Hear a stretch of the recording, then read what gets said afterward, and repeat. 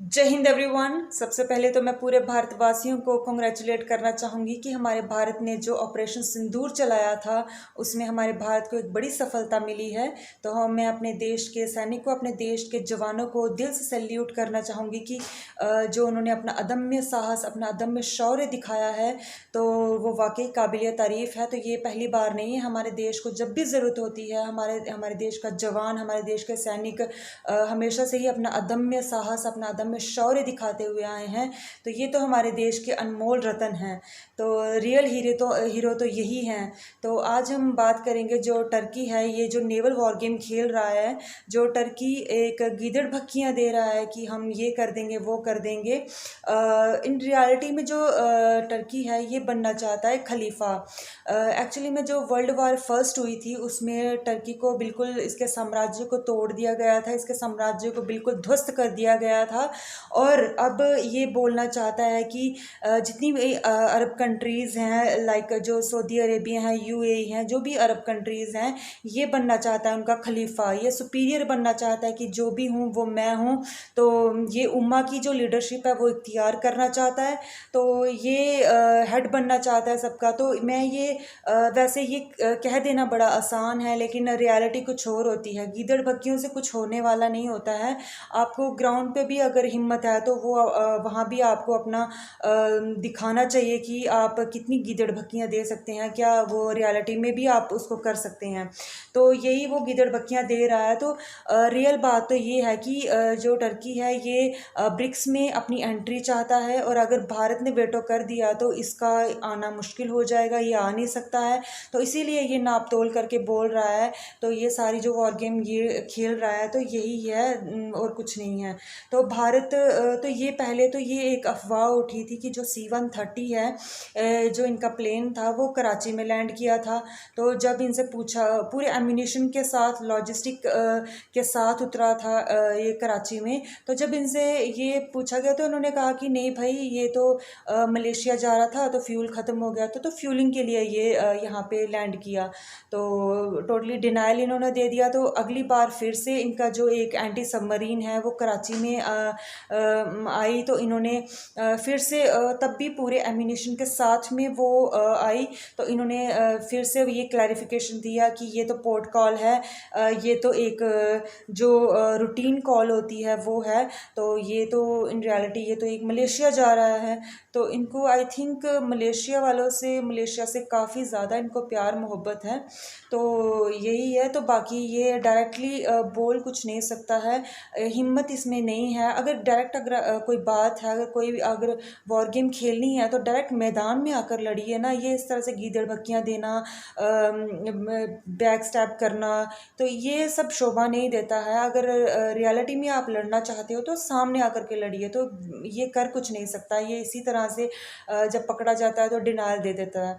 तो यही ये कर सकता है। तो मैक्सिमम ये क्या करेगा, ज़्यादा से ज़्यादा उनको ड्रोन्स दे देगा, उनको लॉजिस्टिक सपोर्ट दे देगा, और कुछ नहीं कर सकता। तो पाकिस्तान ने आपको ये बात ध्यान रखनी चाहिए कि जो पाकिस्तान है इसने क्या किया है कि जो 362 मिलियन डॉलर हैं उनका जो एम्यूनिशन है तोपों का, ये इसने यूक्रेन को बेच दिया। तो अब ये मारा मारा फिर रहा है, अपनी जान बचाता हुआ फिर रहा है। अब ये कुछ कर नहीं सकता है। तो इसके पास ज़्यादा से ज़्यादा पहले इनके पास 7 से 10 दिन का इनके पास फ्यूल था, एम्यूनिशन था। तो अब इनके पास टोटली 5 दिन का रह गया है। तो अब ये करे क्या, अब इनके पास कुछ है नहीं लड़ने के लिए। तो ये अब इसको आ रहा है पसीना, क्योंकि जो इनका जो एविएशन टरबाइन फ्यूल है वो 5 दिन का रह गया है। तो अब इसको बड़े पसीने आ रहे हैं, अब इसको परेशानी हो रही है कि अब ये क्या करे, अपनी जान भी बचानी है तो कैसे बचाए। तो यही एक है। तो अगर बात करें नेवल की, अगर हमारे हिंदुस्तान ने अगर इन पे नेवल ब्लॉकेट कर दिया तो ये तो बिल्कुल तरह टोटली फिनिश है, टोटली ख़त्म हो जाएगा ये। तो वही जो मैंने पहले आपको बताया था कि अगर हमारी नेवी ब्लॉकेट कर देती है तो इनका टोटली फ्यूलिंग जो है वो ख़त्म हो जाएगी। तो अगर इन्होंने अगर कर दिया तो ये तो फिनिश हो ही जाएगा। तो पाकिस्तान, अगर बात करें पाकिस्तान की जो तीनों फोर्सेस हैं उनका जो सबसे कमज़ोर कमज़ोर हिस्सा है। वैसे तो इनकी तो हर कुछ भी एडवांस है नहीं है, कुछ भी सुपीरियर कुछ भी नहीं है, जो भी है जस्ट काम चलाओ वाली जो चीज़ है वो है इनके पास। लेकिन जो सबसे ही कमज़ोर हिस्सा है वो उनकी नेवल है। नेवल जो है वो बिल्कुल एडवांस नहीं है, एडवांस तो कुछ भी नहीं है, लेकिन वो मैं कह रही हूँ कि चलो काम चलाओ हो सकता है, लेकिन जो नेवल है वो बिल्कुल इनका कमज़ोर हिस्सा है। तो नेवल और अगर ये और जो कटार है, कटार ने पहले ही कह दिया है कि we will fully support India. तो अगर ये बात और अगर ये जो बोल रहे हैं कि अगर 1 4 या 5 शिप अगर टर्की ने भेज दिया तो जितनी भी डिफेंस एनालिस्ट हैं, इंटेलिजेंस है, तो क्या ये टक्कर दे सकती है? तो अगर ये तो इस साथ में ये भ्रांतियाँ भी फैला रहे हैं कि इस तरीके से जो टर्किश के जो ड्रोन्स है ये बहुत ही हाईली हैं, इनके जो यूएवी हैं, तो जो वेस्टर्न घाट्स हैं अगर इन्होंने अटैक कर तो ये बिल्कुल तांडव मचा देगा, ये कर देगा। तो ये भ्रांतियाँ ये फैला रहे हैं। तो भ्रांतियों से लेट मी क्लियर कि भ्रांतियों से कुछ भी नहीं होता है। भारत अब वो पहले वाला भारत नहीं है, भारत बहुत एडवांस हो चुका है। भारत के पास भी बहुत एडवांस टेक्नोलॉजीज़ आ चुकी हैं। भारत तो कितने चांद पर पहुंच गया है। तो ये सब भ्रांतियों से कुछ नहीं होने वाला है। तो अगर मैं आपको ये क्लियर कर देना चाहती हूँ कि अगर सपोज़ ऐसा हो नहीं सकता कि अगर सपोज़ टर्की ने 2 4 5 जहाज़ अगर अपने उतार भी दिए, तो मैं ये आपको बता देना चाहती हूँ कि ये सारे जहाज़ जो है ना इनके, ये अरेबियन सी के सतह पर होंगे, अरेबियन सी के बॉटम पर होंगे।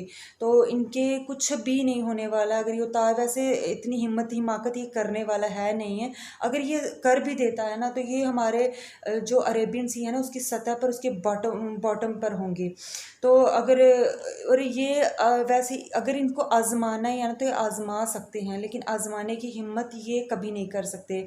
बिकॉज़ हमारे जो भारत है ना इनका बहुत एडवांस है। हमारे भारत के पास 2 एयरक्राफ्ट कैरियर हैं, 13 डिस्ट्रॉयर हैं, 14 फ्रिगेट्स हैं, मिसाइल डिस्ट्रॉयर, मिसाइल फ्रिगेट्स हैं वो हैं, और जो 3 न्यूक्लियर पावर सबमरीन्स हैं, 18 सबमरीन्स हैं। तो बहुत ही एडवांस है हमारा इंडिया जो है। तो अगर भारत से, वैसे भारत से पंगा लेने की ये हिम्मत नहीं कर सकता। भारत से पंगा लेना आसान बात नहीं है। तो और भी जैसे कि 229 एयरक्राफ्ट्स हैं हमारे पास, 513 फाइटर जेट्स हैं। तो और भी बहुत सी ऐसी चीज़ें हैं जो सिक्योरिटी रीज़न से, और भी वैसे आप सब गूगल कर ही सकते हैं, तो ज़रूरी नहीं कि गूगल में ही सब कुछ हो। हमारी जो इंडिया है बहुत ही एडवांस है, पहले जैसा भारत है नहीं है। भारत अब किसी को भी टक्कर दे सकता है। तो अब इनकी जो नेवी है, तो अगर इनकी नेवी ने चलना अपनी सतह पर से जैसे ही स्टार्ट करेगा भी ना, तो हमारा भारत जो है उसी टाइम उनको ट्रैक कर लेगा। और पहले मैं ये कह देना चाहती हूँ कि वो अपनी नेवी को पहले ही वहाँ से बाय बाय करके, टाटा बाय बाय करके भेज दें। बिकॉज़ अगर क्योंकि वो अरेबियन सी के बॉटम पर ही होंगे, bottom of the Arabian sea, and they will not dare, I think they will not dare, because उनको वो इतनी हिम्मत कभी नहीं कर सकता, क्योंकि वो भी ये बात को जानता है कि भारत से टक्कर लेना आसान नहीं है। तो मैक्सिमम ये क्या कर सकता है, मैक्सिमम उनको ड्रोन्स दे देगा, लॉजिस्टिक सपोर्ट दे देगा, तो एम्यूनेशन दे देगा। तो थोड़े दिन इनका यही सिस्टम रहेगा कि ये हो गया वो हो गया, ये थोड़ी भ्रांतियाँ फैलाएंगे। तो बस यही चीज़ ये करेंगे, और डायरेक्ट ये कभी इन्वॉल्व नहीं हो सकती, इनकी इन्वॉल्वमेंट डायरेक्ट हो नहीं सकती है। तो लेट मी क्लियर।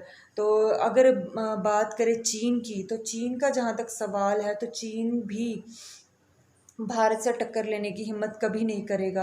अगर वो भी यही करेगा, उनको लॉजिस्टिक सपोर्ट दे देगा, उनको इंटेलिजेंस सर्वेलेंस सपोर्ट दे सकता है, उनको एम्यूनिशन दे देगा, लेकिन फेस टू फेस वो डायरेक्ट कभी नहीं आएगा, डायरेक्ट इन्वॉल्वमेंट उसकी कभी नहीं हो सकती। इनडायरेक्टली वो यही सब उनको सपोर्ट में दे सकता है। और इसके आगे वो कुछ कर नहीं सकता, nothing more than that, no boots on the ground, यही वो कर सकता है। और अगर सपोज़, वैसे चाइना करेगा कुछ नहीं, लेकिन अगर हम मान लेते हैं कि अगर चाइना बैकस्टैप करने की कोशिश करता है भारत को, इवन जब हमारा कॉन्फ्लिक्ट पाकिस्तान के साथ चल रहा है, अगर वो इतना हिमाकत करने की कोशिश करता है, तो तो we will repay the compliment with interest, definitely for sure. तो अगर वैसे वो करेगा कभी नहीं, लेकिन ये इसीलिए कह रही हूँ कि अगर वो बाय चांस अगर सपोजली वो करता है तो we will repay the compliment with interest. तो अगर वो पाकिस्तान की तरफ अगर वो डायरेक्ट वो करता है तो हम भी जब उसकी बारी जब वो ताइवान की तरफ मूव करेगा तो भारत भी बैक स्टेप कर सकता है। तो ये बात वो चाइना अच्छे से जानता है। तो वो ये टू वॉर गेम जो है, टू फ्रंट वॉर गेम जो है, ये वो कभी नहीं खेलेगा। तो इतना तो वो भी जानता ही है।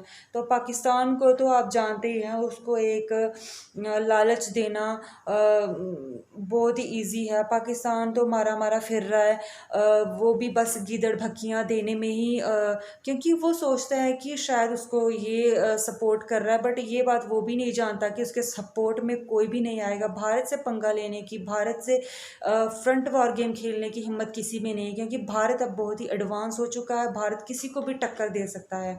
तो that's all about today. Thank you so much for watching मी। जय हिंद, जय भारत।